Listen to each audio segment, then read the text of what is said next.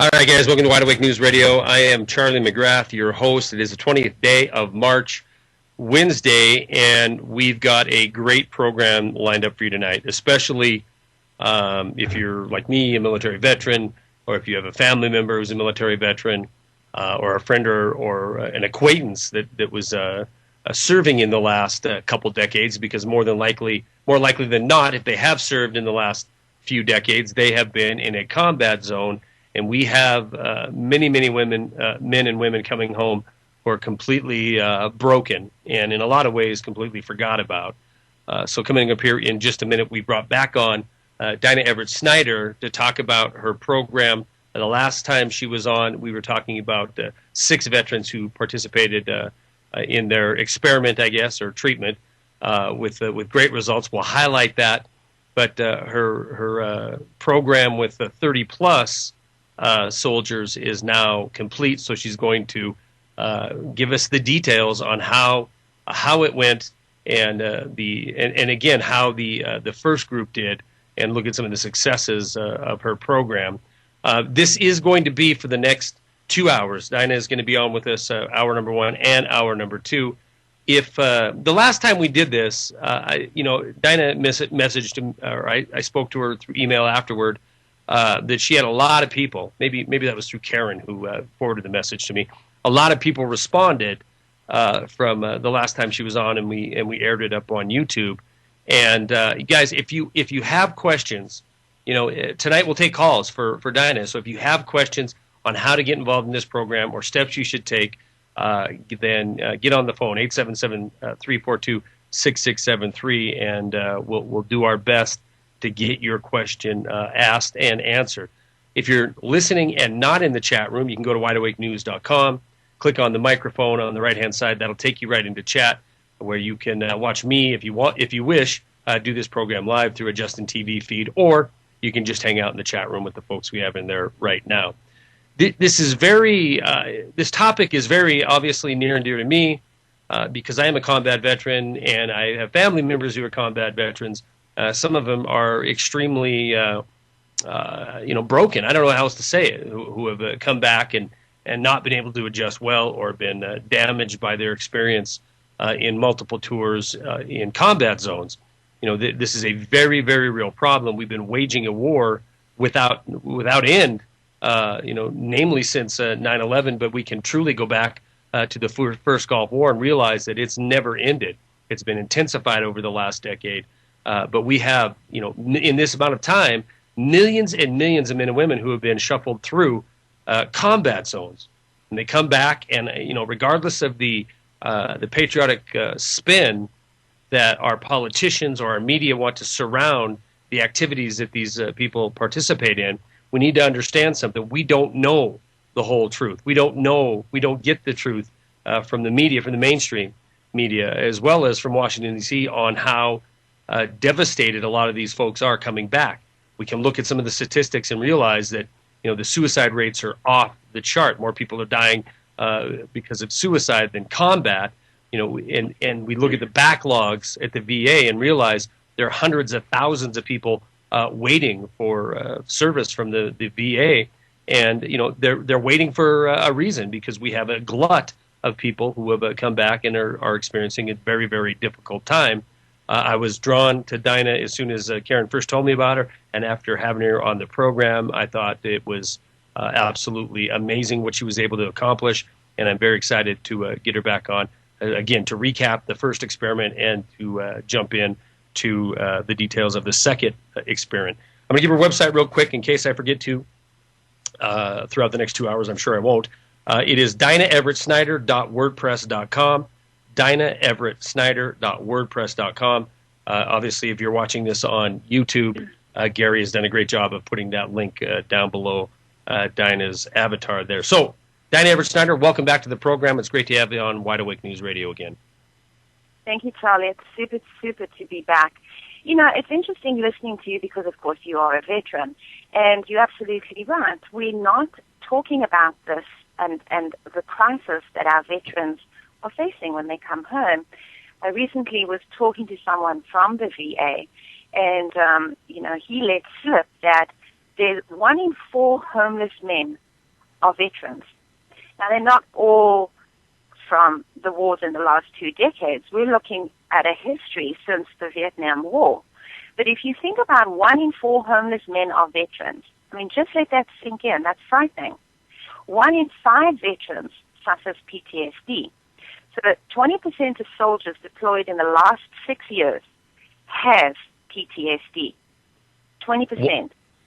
Staggering number. That's staggering. That's staggering. So that's close to 400,000 just from the last 6 years. Just the last 6 years. And the Department of Veterans Affairs says that it's treating over 400,000 veterans for PTSD in 2012. That's their numbers. Of that number, I had originally written that it was 250,000 that had service in Iraq and Afghanistan, but that number now exceeds 300,000. And of course, the VA suspects that tens of thousands of veterans who've engaged in combat over the last 10 years have chosen to not seek treatment. And that's what this study was born out of, was because there were so many veterans who didn't want to seek help through the VA for very, very compelling reasons. We spoke about that in... Yeah, what were some of those reasons? Recap that a little bit, though. What were some of those reasons that they didn't want to seek help through the VA? Well, there's this very interesting reasons. What it turns out is the number one reason now, currently, why veterans don't want to seek help through the VA is because of a letter that's been going out from the VA. That's a notification that says that they may, because of the disability that a veteran may have, they may need help handling their Department of Veterans Affairs benefits, and that if they are rated incompetent, they will not be allowed to own a firearm, handle ammunition, or in fact, I have the little paragraph here, and it's chilling. It says, if we decide that you are unable to handle your VA funds, you may apply to this regional office for the relief of prohibitions imposed by the Brady Act. A determination of incompetency will prohibit you from purchasing, possessing, receiving, or transporting a firearm or ammunition. If you knowingly violate any of these prohibitions, you may be fined, imprisoned, or both, pursuant to the Brady Handgun Violation Prevention Act.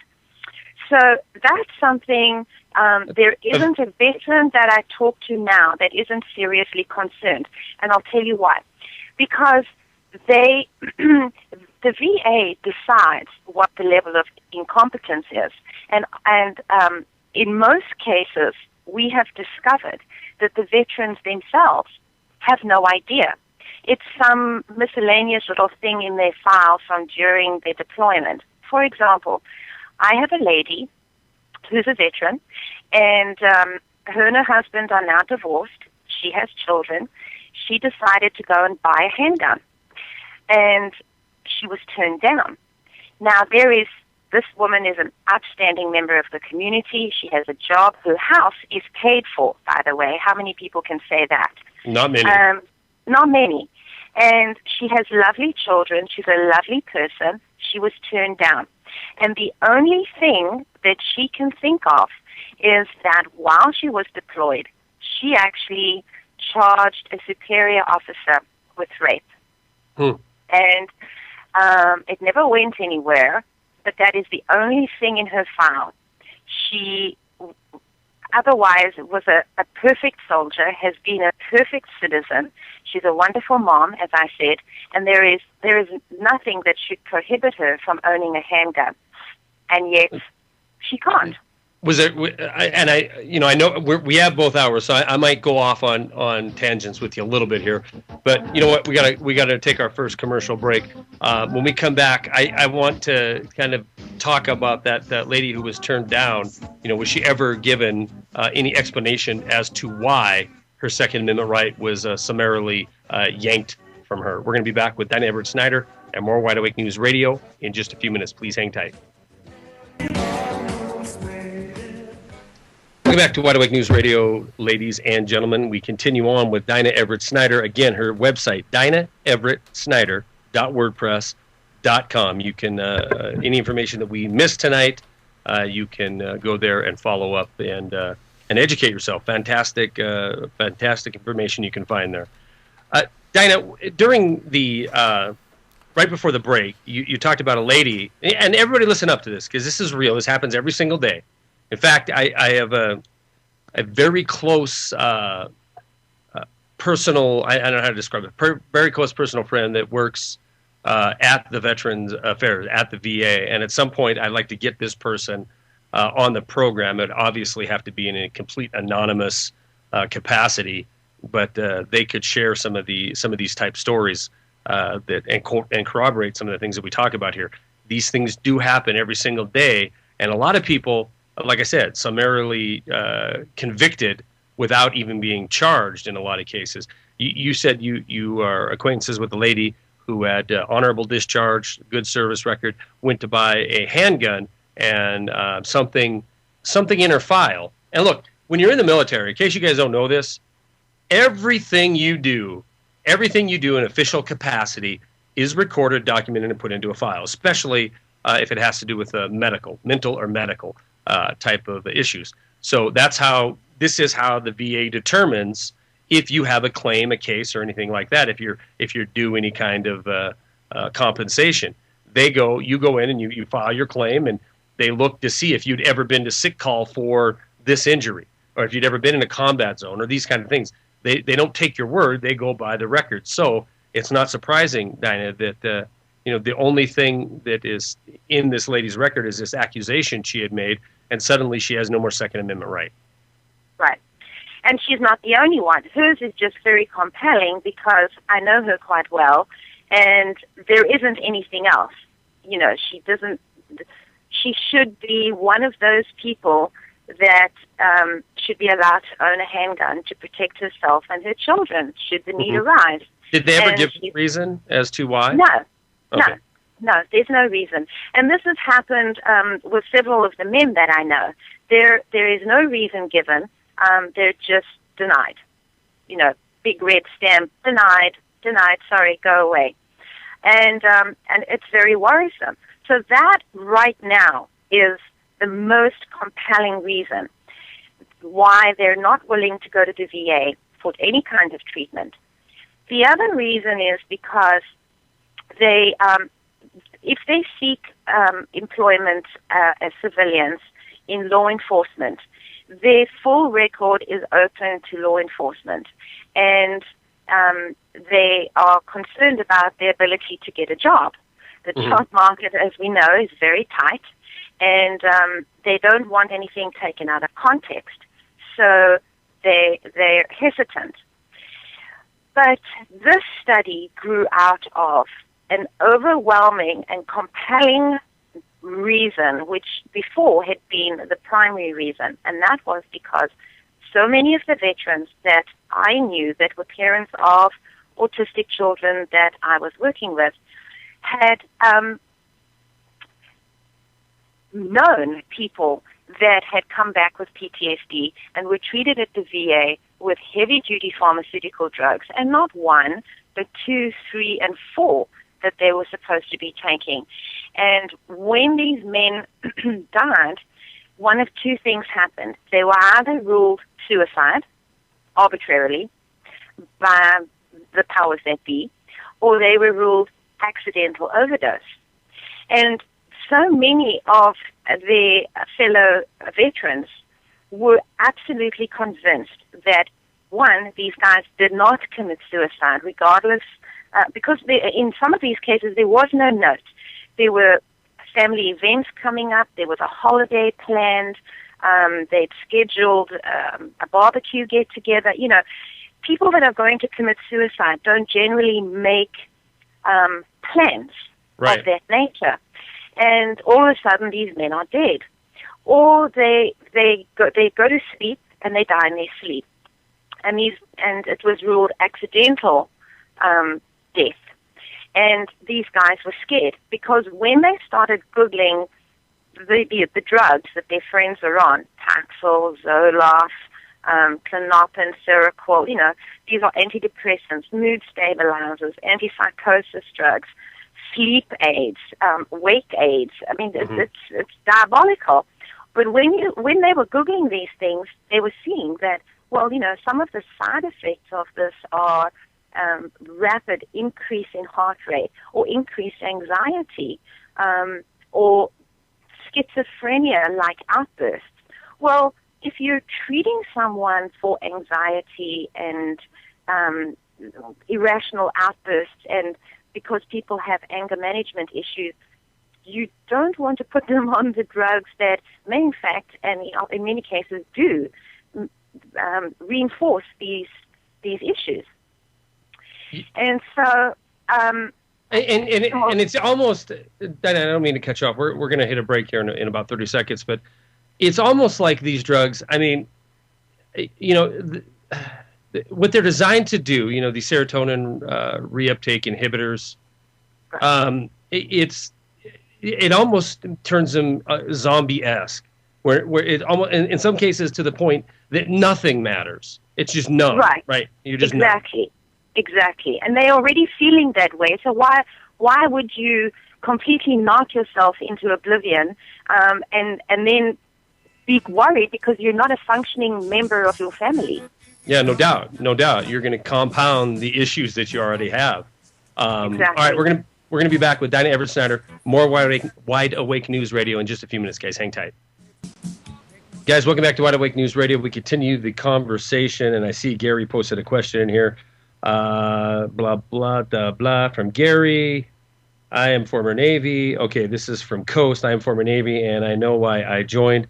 I would like to hear why Charlie joined. I'm assuming the service. I was in the Army. I was 19 years old, and I wanted a free college education, so I decided that I'd try that. And you got to remember, this was 1987, 1988. None of us thought, obviously, I wasn't what you would call awake. I was all gung-ho, patriotic, yada, yada. And none of us teenagers thought we were going to be in any kind of war. Vietnam was the last real conflict before us, and that was, a few decades behind us. And so it was interesting, though, when I was in one of my training schools, I had a sergeant major come in and say, everybody sitting in this room will be in combat. And we all, we kind of laughed and chuckled. But sure enough, I was deployed to Germany for 3 years. And one of the last things I did before I got out was shipped to the Persian Gulf and in the first Gulf War.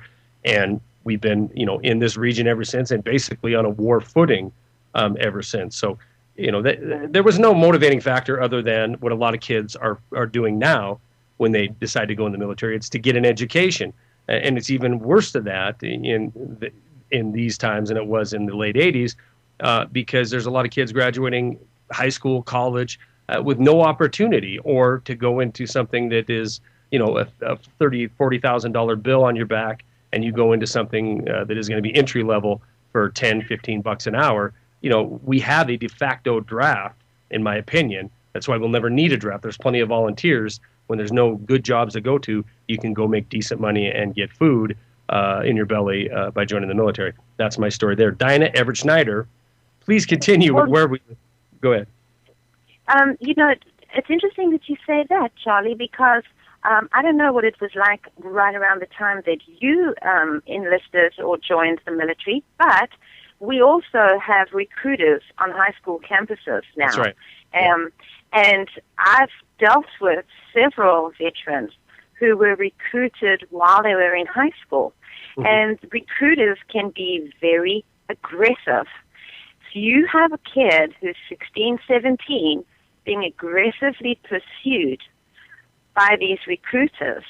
And they now are men with a history, men with a crisis. And they look back on, and they talk about in therapy how aggressively they were pursued and how they were promised an education, free travel, room and board, and a salary. And in many ways, they were sold this concept of something that didn't materialize. Yeah. And no one ever explained to them what they were going to come home to, what they were going to face. No one said to them, in all likelihood, when you go home, you will have PTSD, and this is what it looks like. No one said to them, in all likelihood, when you go home and you are damaged goods, you will wait 10, 15 months before the VA gets around to furnishing your claim. And these men are bitter as a result of it. Absolutely, and not only that, if you're a parent or if you're in that age group that Dinah's talking about, you're a junior, senior in high school and you're being recruited, understand something. Everything is, even if you go in the military and are not immersed into combat, but chances are, if you're joining the military today, you're going to be in combat at some point. But everything is flipped upside down. Your entire world is going to change. If you're listening to me in, Skokie, Illinois, and, you're a junior in high school and you're listening to a recruiter and they're promising you you're going to travel, because guess what? You are going to travel. You're going to get paid. And you know what? The pay is kind of alluring. While Dinah was speaking here, I looked at some of the pay grade, some of the pay schedules. You're $2,000 a month, basically, after you're done with all your training and that kind of thing. And you're in the military, $2,000 a month plus room and board. They can make it sound very attractive. But everything you're thinking about when you're 18, 19, 20 years old, that you're going to accomplish with giving up this big part of your life, and it is a big part, maybe not that long, chronologically, but everything is going to change. You're not going to remember home the same way when you go back. You're not going to have the same, it's very unlikely that you're going to have the same motivators when you come back. And the things that you used to consider a goal kind of go by the wayside, because everything gets messed up and turned around, especially if you are thrown into a very high-stress situation, a high-stress combat situation. So it's almost disingenuous, Dinah, that these recruiters, they're selling a concept, and these kids are looking at... To someone who is naive, right? To someone who is on the wrong side of experience to truly make a judgment call. And you're right, 8 years, 10 years, 15 years is not an enormous amount chronologically when you're 17, 18, 19, 20. Chronologically, it's not an enormous amount of time, but it's what happens to you in that time.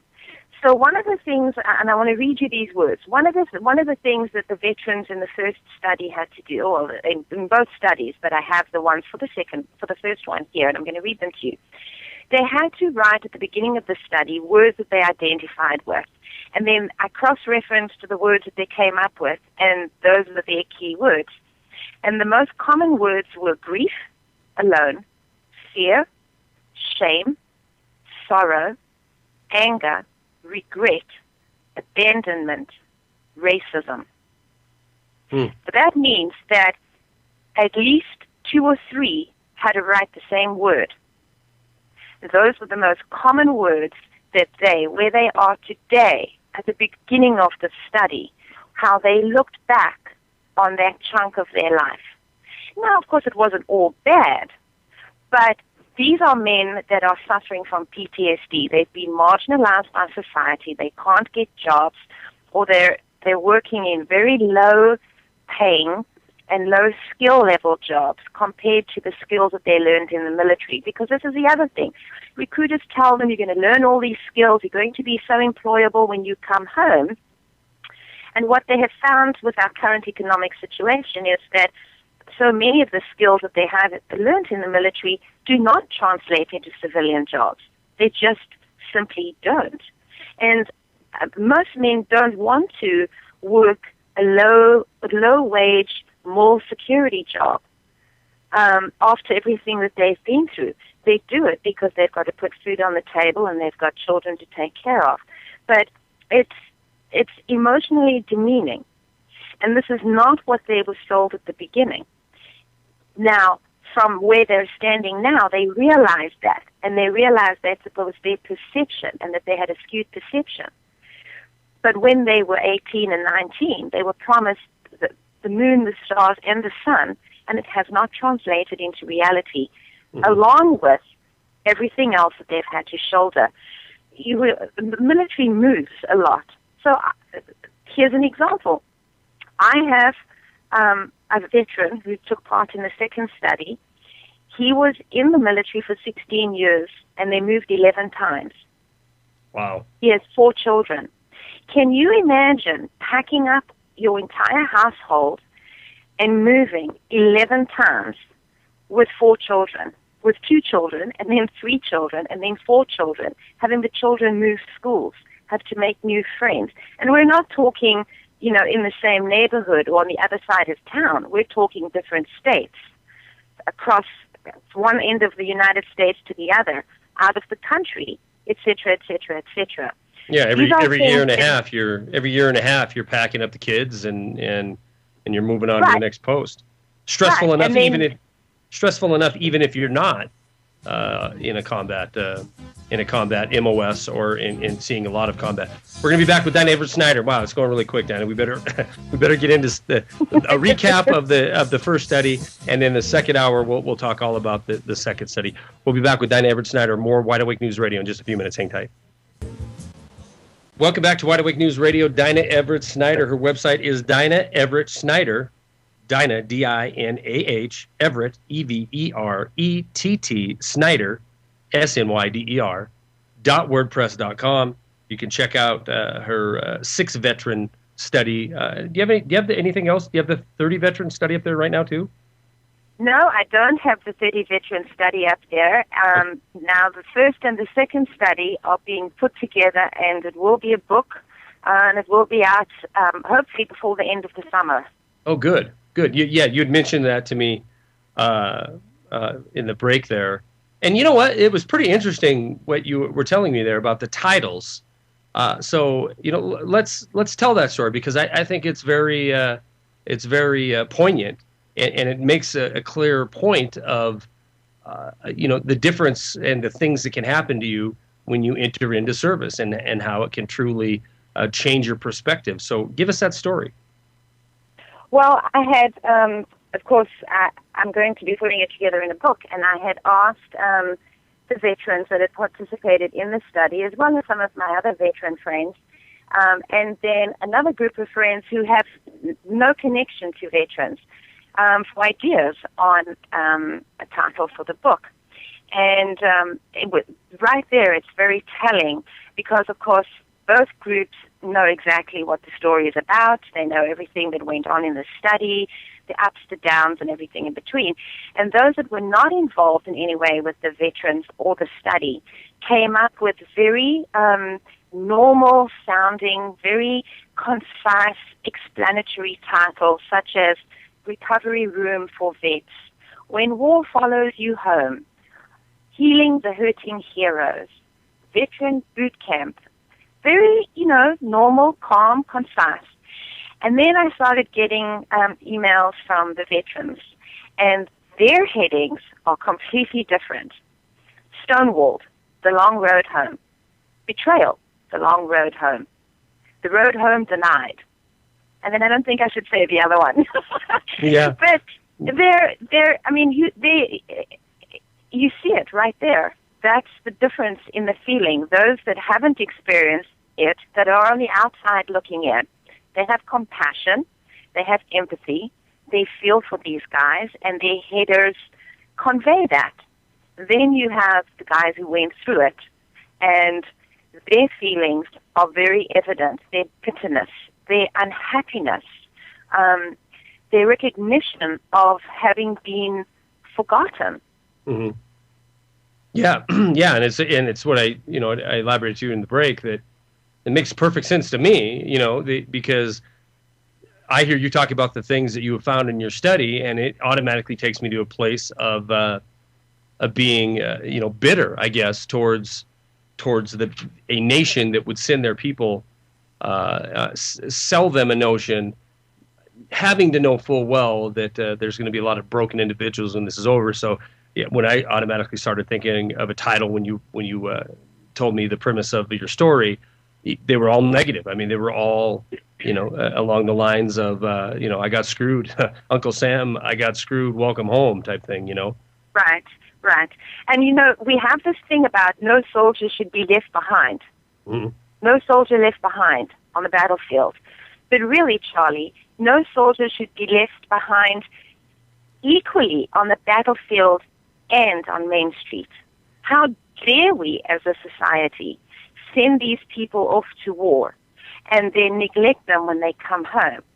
We can cry about a lack of money and all this nonsense, but all you have to do is look at what the military budget is, what the budget is for DARPA. I mean, it's a black hole. You don't even get to hear about what the budget is for these subsidiary companies and agencies of our Department of Defense.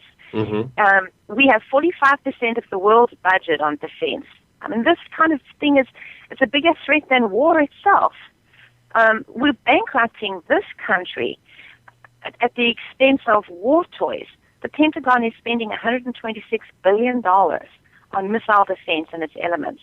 $126 billion on new stuff, not the stuff we already have.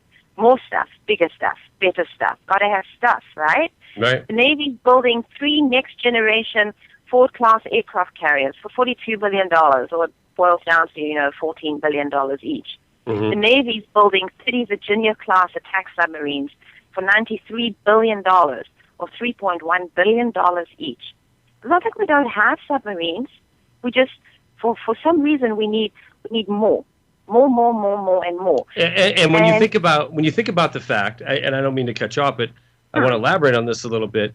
We are spending as much now as we did at the height of the Cold War. We're spending more than we did at the height of the Cold War. More. We're spending more, and that's adjusted dollars. So we're spending more. What are we? We're spending more on our defense. I'm doing air quotes here because we certainly are not using these weapons in a defense capacity, if you ask my opinion. However, mm-hmm. we're spending more on defense than like the top other 20 nations on the planet, and the top 20 nations on the planet that we spend more than, I think all but one of them are considered allies of the United States. So we're inundated when we go to the theater, when we watch television, we're inundated with these commercials about how we are a global force for good, and they show you this aircraft carrier cruising by there. Well, understand, this isn't free, and it certainly, as Dinah pointed out, is going a long way to help bankrupt this nation. And when you take into consideration, as we steal for the financial future of this country, we're leaving a lot of people that we call veterans behind. And when they come back and complain about an ailment, if they are gutsy enough to even do it, because as you said, Dinah, there's stigmatism that's attached to making a claim or filing a claim, and there's a lot of negative reinforcements to that as well. But if they are going and seeking help, they're being bombarded by the chemical, the pharmaceutical industry, and is that really help? Right. Well, it's very evident from both of these studies that we've conducted that these soldiers have come to the conclusion that the primary loyalty is not to democracy or to the flag in America, or even to the rule of law. It's clearly to each other's safety at the expense of everything else. Part of their crisis is a moral crisis. PTSD in our current decade of veterans, in one entire decade of veterans, is a moral crisis because of their experiences in war. They feel very, very truly that they were not killing anybody because they themselves were under threat and in danger. They were killing because they were being told to kill. And there is a distinct difference to these men as they got older in the military. As you age, your perspective changes, and war will age you faster than anything else. And then there was a July 2012 paper that a Lieutenant Colonel Daniel Davis put out. And it was very summarily shoved aside. But several veterans spoke about this in the group therapies. And some of the compelling points that Lieutenant Colonel Daniel Davis made, that these men were saying as well, was that they have witnessed the complete absence of success on virtually every level in the war. The insurgents control virtually every piece of land beyond eyeshot of the U.S. and the international security assistance forces. There's little to no evidence that local governments are able to provide for the basic needs of the people. The Afghan security is colluding with the insurgency faster than they can train these people. Most reports serve to illustrate the gulf between conditions on the ground and the perceptions of the gulf between conditions on the ground. And America needs the unvarnished truth. Now, this is something that was gone into in some detail in this paper that Lieutenant Colonel Davis submitted to the Senate. And this is something that the veterans talk about extensively. They come home and they start telling their family and their friends their honest-to-God true experiences of what they saw over there, and their understanding and wholehearted belief that they weren't fighting terrorists, they were fighting people who were physically defending their homes, their wives, and their children, and that our soldiers felt like gangsters. They felt as though they were the terrorists. So, honestly, if you take into consideration all of that information, you have to be able to acknowledge that part of the PTSD that our veterans are suffering is moral, emotional catastrophe. Who am I? What am I? Who was I before this deployment? Who and what am I now? Let me ask you, with I'm sure with your research, you've had to compare percentages. You're saying 1 in 5, 20, a full 20%. And I've seen some of these studies that have shown an increase in veterans in this, let's say, this decade, coming back and experiencing PTSD. Do you think the as the Lieutenant Colonel pointed out in his report, the futility of it is causing a larger number? I mean, that's almost a loaded question. That's obvious. I know where you're going, and yes, right. Absolutely, it is causing a more profound form of PTSD in our returning veterans because they can't justify what they're being told to do and what they're seeing when they're over there. Because also, they come home and they have wives and they have children. And it's no longer a case of being able to justify it on some level politically, because while they're over there, they're seeing U.S. contractors who are earning $100,000, and they're on base and they're driving around, and these guys are out there. We're going to pick it up there on the backside of this break, and we'll kick off. We'll finish up what we were talking about here and the 6-person study, and then I want to get into the 30. Obviously, Dinah, when you and I are talking, the hour flies by quick. So, guys, hang tight. We're going to be back here in about 10 minutes. We'll continue with hour number 2 with Dinah Everett Snyder. Please stay tuned. We'll be right back.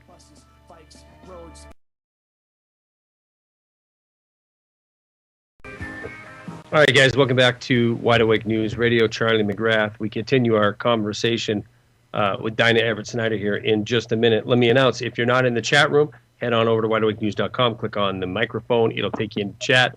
You can watch me do this live if you prefer. There's a Justin TV feed that you can access there as well.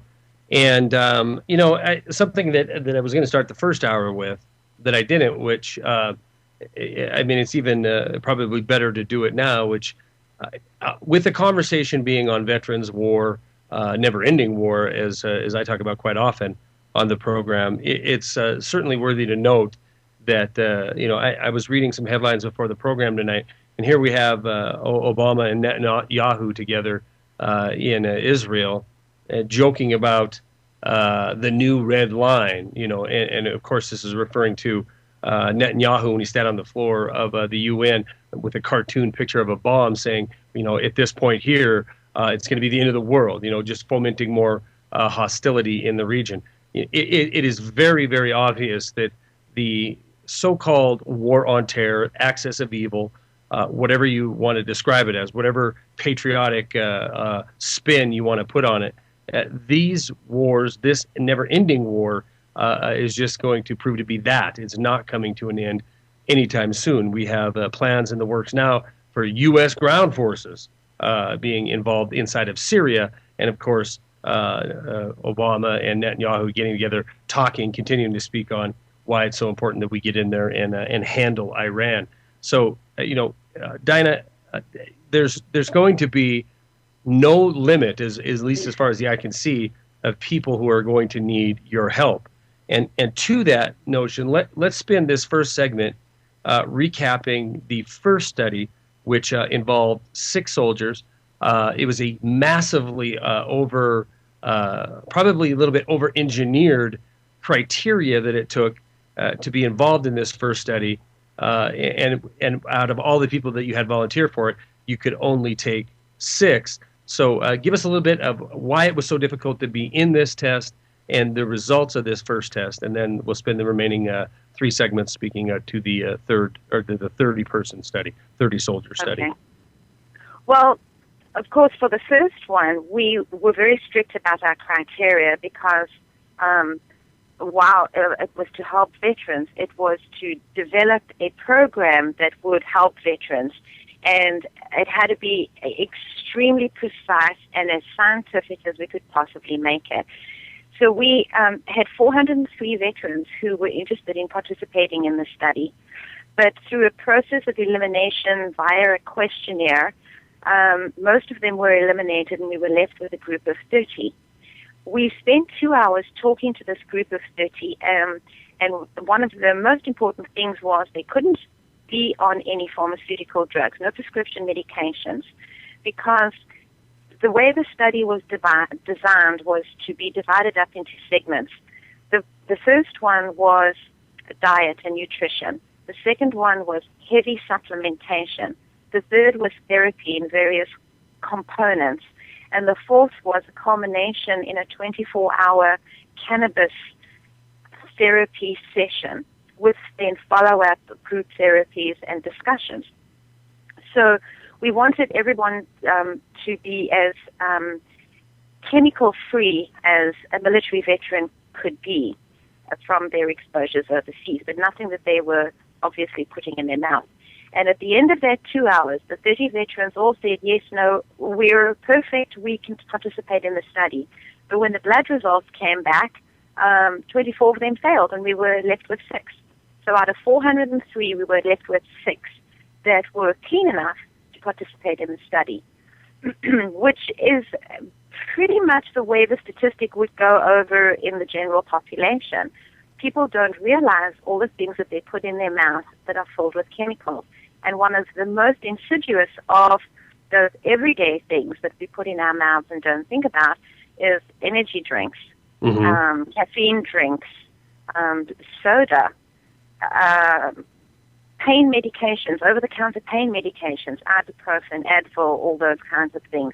People don't count those. We've become as a society so accustomed to just popping a pill that we don't stop and think about, hey, this is a pill or an energy drink. Look at the ingredient list and realize there's nothing natural in there. It's all chemicals in liquid, and you're drinking it.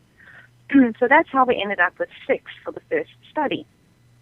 And so off we went, and I want to just reiterate right at the get-go here that this study was never developed for the general population. It was developed specifically for our veterans, for people that have been in the military and undergone the type of training that military veterans have undergone.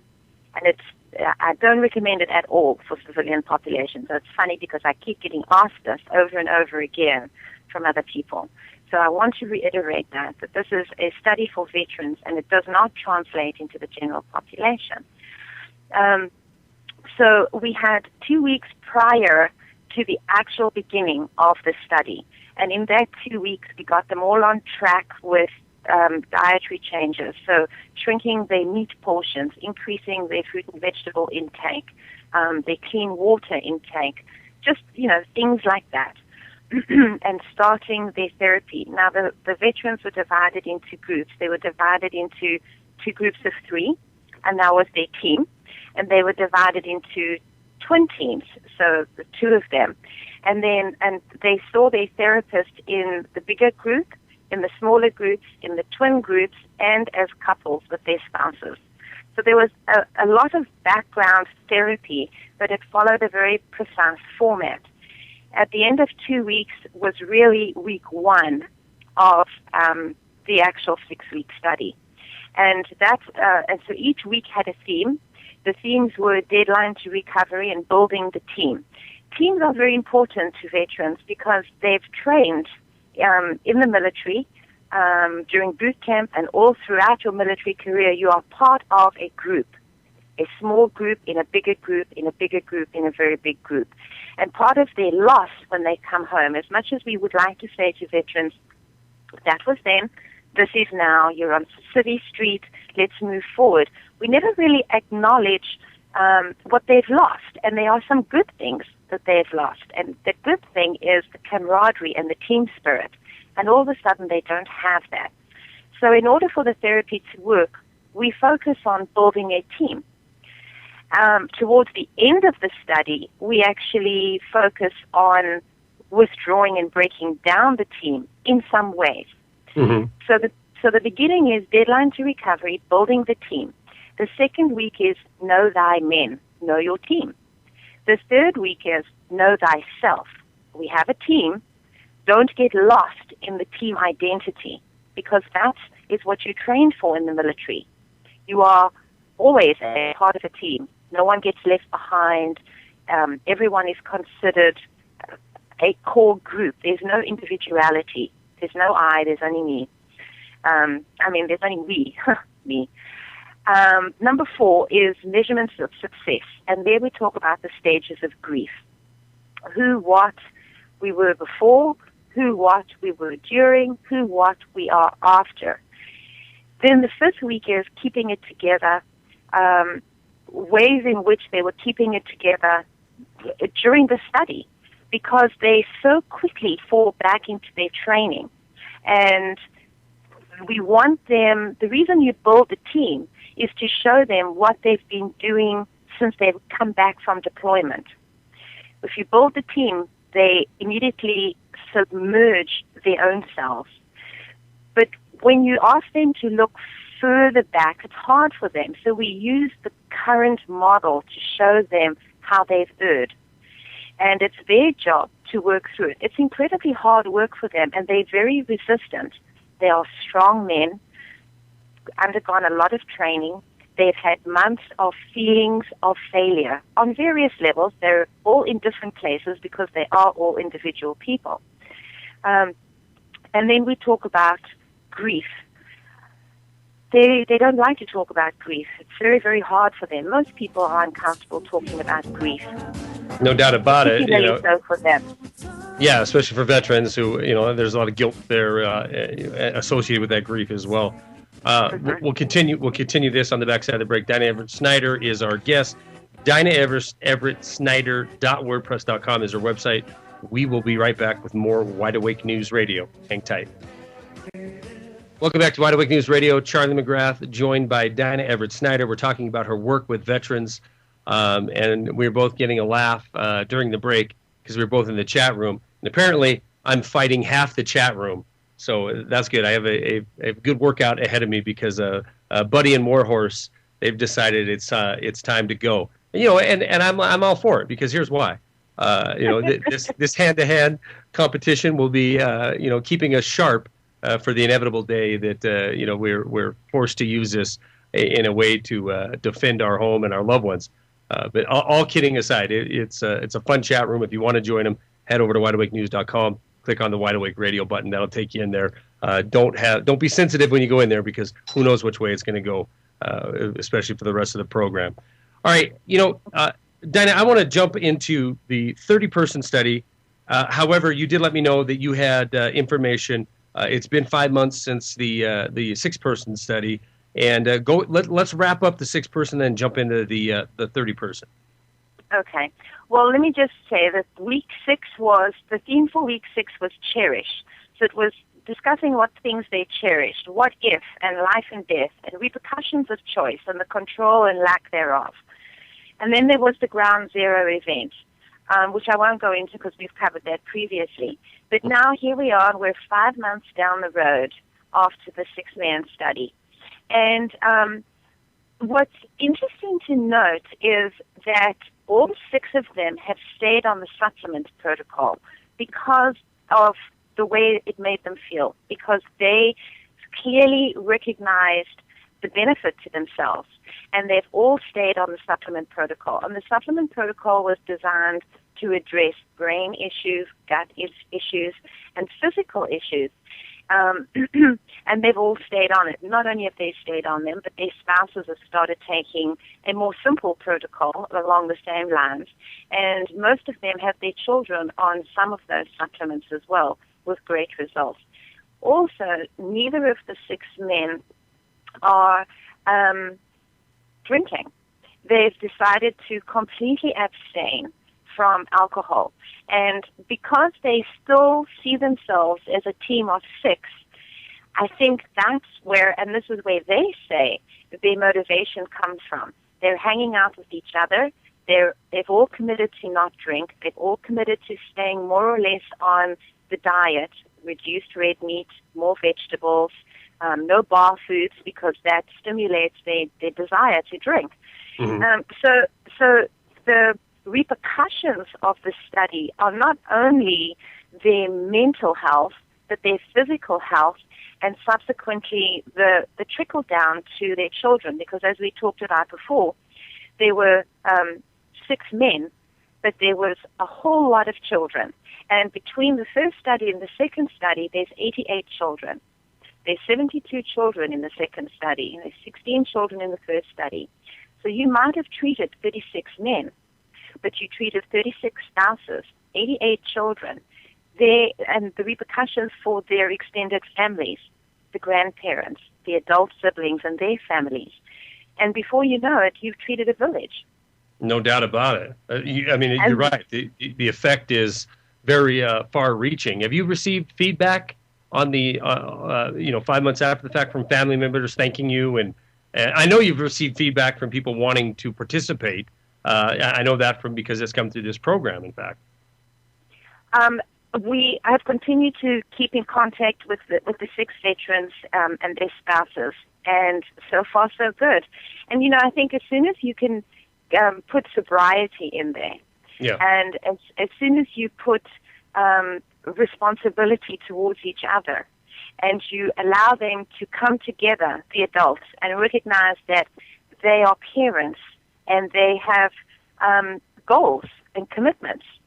As soon as you've done all of that and you realize what they've invested in the therapy and in the program, it can only be good. If they've come through it successfully, they can only go on to be successful. And that's right. The beauty. That's the beauty of it. And that's what they've all said. And yes, I have had some lovely letters from them, and I had a lovely letter from one of the men's father, who was also a veteran.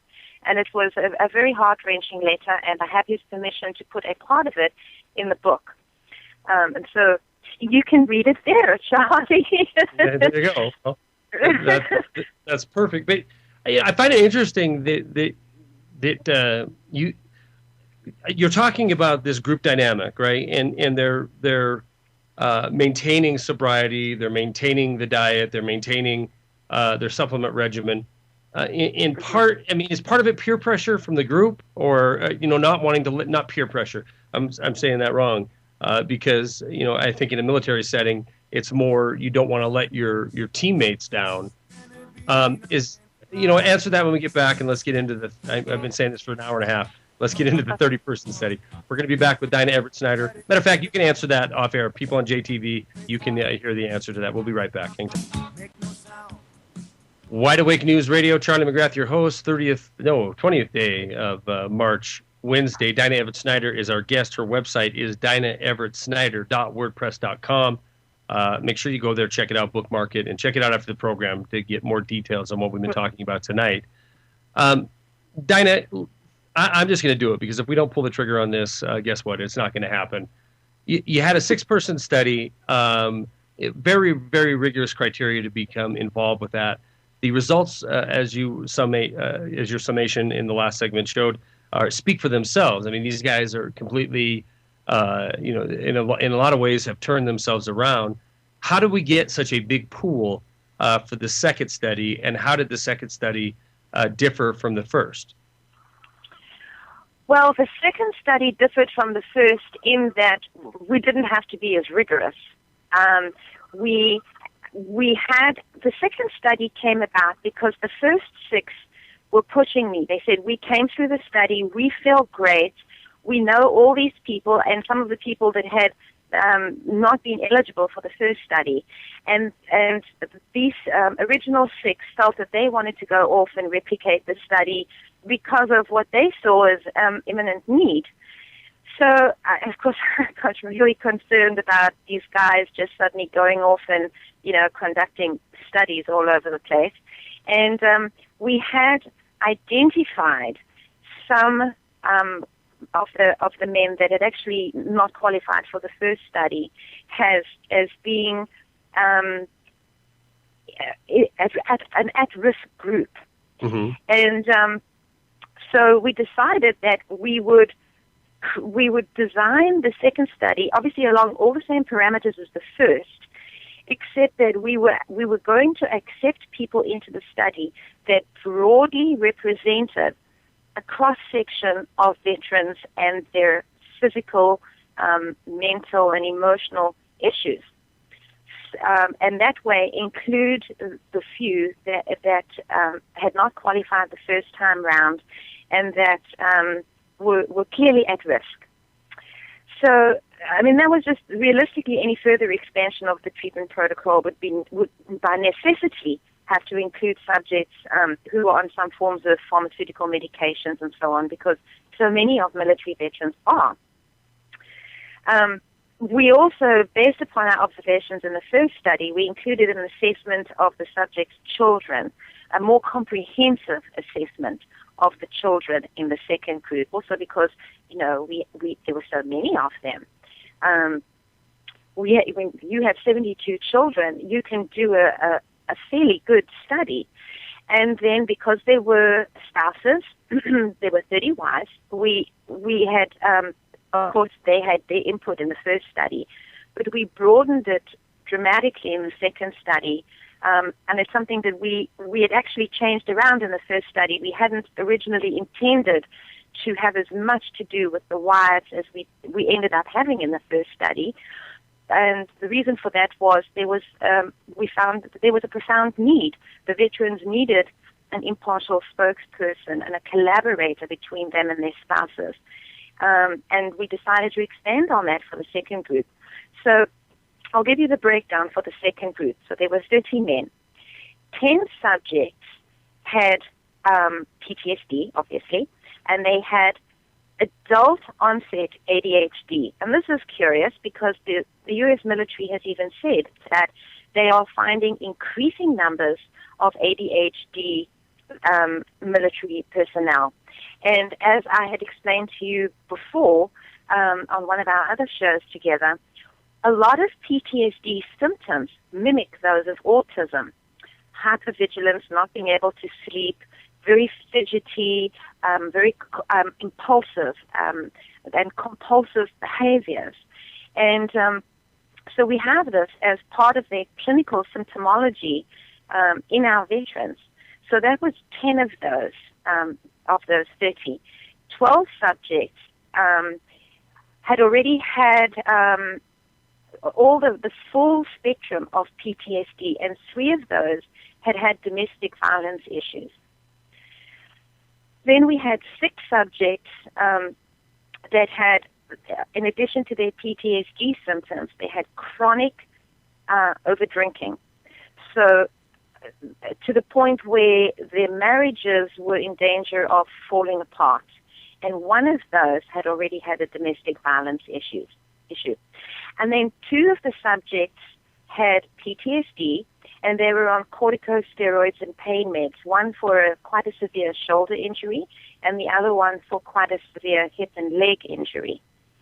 So we felt that those 30 represented the core group of symptoms and clinical diagnoses that veterans returning from our wars would be subject to. Was that? How did you determine that? Just looking at some statistics, or just common sense? Well, common sense. I mean, the statistics are a funny thing. You can use them to manipulate data really any way you want. But if you go to the VA, and it doesn't take long before you can see where the load is.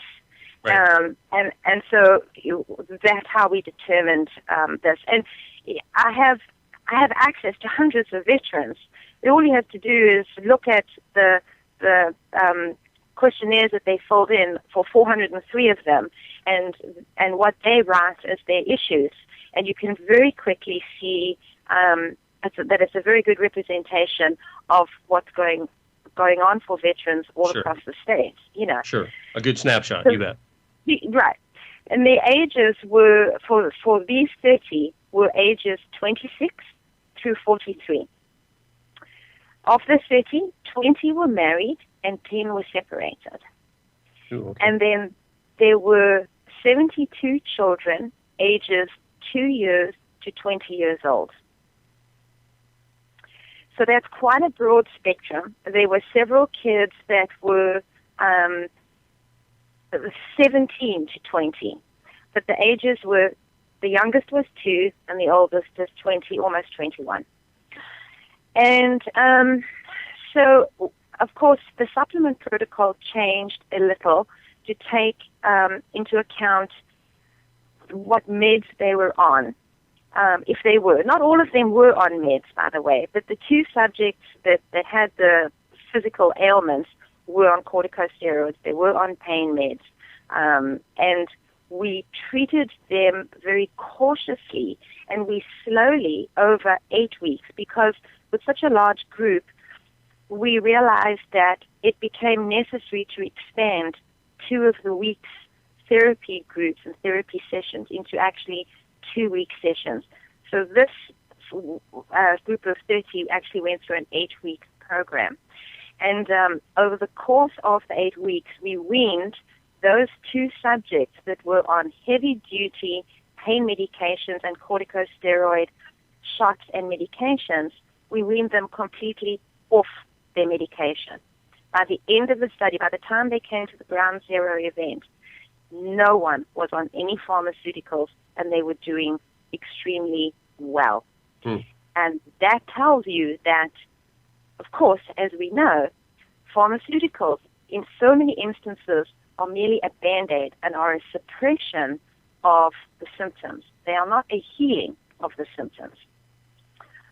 And I think that we certainly showed that, certainly to the men who were on the medications, because they felt so much better as they decreased their dosages and as they found that they didn't need to go in and have a corticosteroid shot.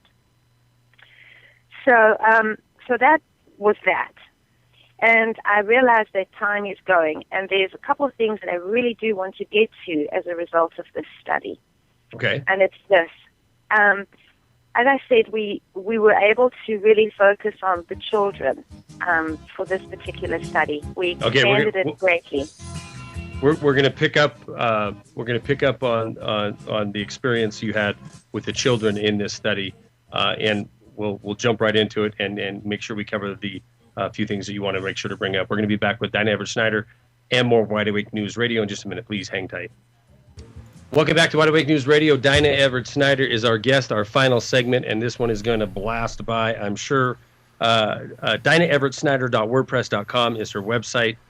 She's got a book coming out that's going to comprise the results of, I'm assuming, both studies. That hopefully will be released by the end of the summer. But let's continue on, because you had said that this group or this study, you really wanted to focus on the kids of these veterans, and so please continue. Well, the veterans were the focus of the study, but since in the prior study everyone had been filling out index cards and rating each other, the veterans were rating their wives as the veterans were going through the study, the wives were rating the veterans as the veterans were going through the study. They rated them the way they were prior to the study, and they rated them for several weeks after the study. We decided to, since we already had so much information, we decided to really incorporate it more rigorously into the second study. And there's three kinds of war trauma. There's the integration of the veterans back into civilian life, where they manage to, from within themselves, heal and integrate themselves back into civilian life. And then the second group is the apparent integration, where you have the delayed onset of PTSD and subclinical PTSD. And then you have the third group where there's no integration. They come back and they're so severely suffering from PTSD and all of its associated fallout, alcohol abuse, all of these things that we traditionally associate with PTSD. And one of the questions that had come up in the chat room was, is anyone trying to game the system? Are any veterans trying to claim that they had PTSD when in fact they did not? And you and I talked about it during the break, and of course, mankind being what we are, there's always those that are going to try and get something for nothing. But overwhelmingly, I must say that it is my honest belief that all the people that are coming home, that are asking for help concerning PTSD, are doing so because they truly need it. And that, in addition, there are many, many, many of them that are not asking for help and desperately need it. Mm-hmm. Yeah, and so, we kind of discussed that during the break a little bit there. Obviously, you had pointed out during the break that it's human nature. You're going to have people that, you can look at stats as the economy gets worse, as long-term unemployment benefits begin to run out. We see an increase in the number of people applying for disability. Well, you know what? Sure, this is going to happen, but I agree with you that while there is going to be a segment that tries to game it, I think on this topic, on this subject, I agree with you 100% that most people that are willing to go through what you need to go through just to say that you have PTSD is a big step, but they're truly looking for help. And I agree also that there's going to be a huge number, maybe even, you could say the people that are willing to go and apply or willing to seek out help, the number might be just as large, if not larger, of people who truly need help and are too afraid for one reason or another to ask. Well, they don't want to go to the VA, and that's a big problem. You also see, as this study, the first study completed, how many of the veterans were talking about it, and all the veterans that came to the second study came so because of what they had heard from other veterans. Okay, yeah. And because they had filled in the paperwork initially, and or been to the 2-hour introduction, and then post the first study had spoken to those 6 guys and were willing to do it. And spouses play a huge part in that. So when you have a breakdown in a family core, it's the wives that will push them to. They may not want to, but it's the wives that say, you have to do something, this is it. You either do the treatment or there's the door. I mean, for some of them it came to that. So, we can jump right ahead here. So we looked at all the women. We had many therapy sessions with all 30 women. We broke the women down into groups the same way that we had the men, although a little differently. There had been domestic violence in this group of veterans. And I'm not even sure how to really go about explaining this. I had promised the veterans that I would not, of course, discuss anything that could be traced back to any of them at all, because I think it's kind of self-explanatory. But right. When we had the 30 women together in a group discussion with all 30 of the women, or all the wives of the 30 veterans, the consensus was that those who rated themselves as most religious were also those that rated themselves as most likely to stay with their spouses despite abuse in the home. despite domestic violence. And under domestic violence is physical abuse, emotional abuse, and then something we never talk about in society, but we do occasionally see in the legal system, and that is non-consensual sex between married people. It's a very gray area. What constitutes rape if two people are married? At what point is it non-consensual? And it's a very sticky subject. However, in this particular group, what was very telling is how the more religious they are, the more likely that they will stay in an abusive relationship. Those who rated themselves moderately religious or less to zero were the least likely to tolerate domestic violence or abuse of any sort. And they rated themselves. If this happened, how would you feel on a scale of 1 to 10? If this happened, how would you feel on a scale of 1 to 10? So we got pretty clear and concise information from them. And we had 3 spouses that were moving towards divorce as a result of domestic violence. And those 3 spouses were the women who said that they cannot maintain the relationship given the special circumstances of their domestic violence.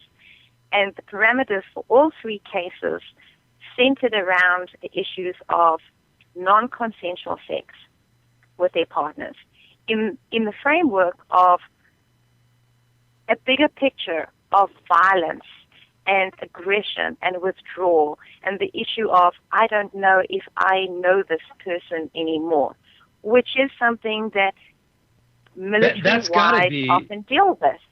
That has got to be a 3 out of 30. Did I hear you right? 3 out of 30 are Yes. probably going to terminate the marriage because of, and their primary reason was non-consensual sex within marriage. Did I hear that right? Of course, yes. Now, remember that 10 of them were separated. And of that 10, 3 were moving forward with a divorce. Okay, and those were the parameters. Well, that even makes it more dramatic. That's 30%. That's got to be a shockingly huge percentage of just the cases of non-consensual sex in populace in general in a married couple, right? I mean that number to me seems gigantic. I mean that seems like a very clear picture of a problem that some of these folks are having coming back out of these war zones. And that's just, 30%, that's a huge percentage for that kind of dramatic event to be ruining a marriage. Yes. And were you shocked by that? I mean, I'm shocked. I was shocked. But yeah. But what is so fortunate is that all the spouses were willing to participate in the study and do what it took to heal their spouses, irrespective of whether they were separated, living in the same household, or moving forward with a divorce. These 3 women, or in fact all 10 of the women, participated and gave it their all for the duration of the study and beyond. And that's an incredible number in of itself. When you look at how acrimonious divorce is in this country, it's very difficult to have a non-contested divorce without any kind of animosity whatsoever. The divorce system is geared towards making enemies, regardless of how you feel when you decide, look, well, we have nothing in common anymore, it's best if we go our separate ways. By the time they get through with it and the splitting of assets and all of this stuff, regardless of how much or how little you have, the system is set up to create enemies. And yet here we had 10 women who were not sure where they were going with their marriages. All 10 of them at the beginning of the study said, I don't know if we can do this. I don't know if this is a relationship I want to be in, but I am willing to participate in the study because I want to see the person that I for sure used to love, regardless of how I feel now. I used to love this person. I have children with this person, and I want to see them heal and be some semblance of what they were before. it was a huge commitment value, and they really Yeah, no did doubt. give it their all.